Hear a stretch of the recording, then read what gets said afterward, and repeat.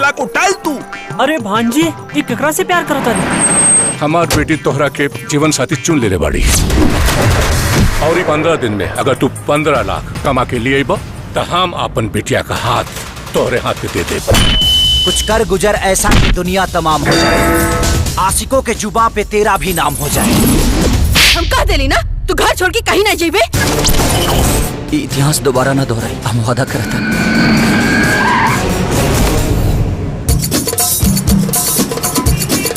Hi baby, I miss you.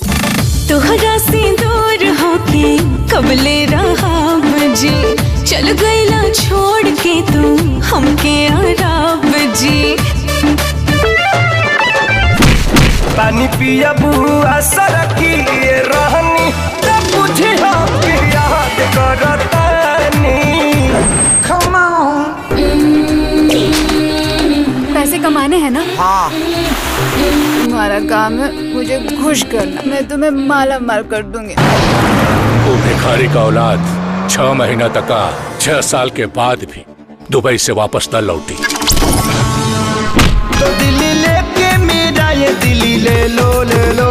मैं PUBG के game बन गई हूँ, राजा जी आके खेलो। मैं पबजी के गेम बन गई हूँ, राजा जी आके खेलो। मेरी नजरों के सामने उस कमबख्त का पासपोर्ट चलाओ।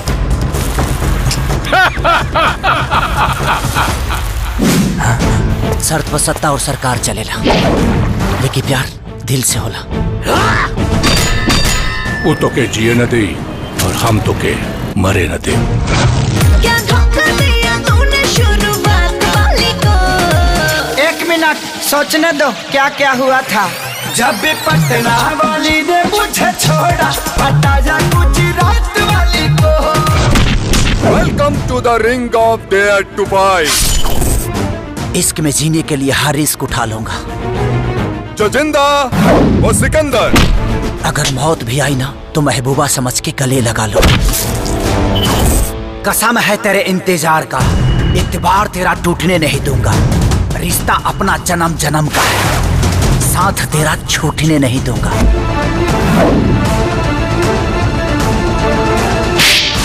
कि हम हिंदुस्तानी अपने वतन के लोगों के लिए जान दे भी सकते हैं और ले भी सकते हैं।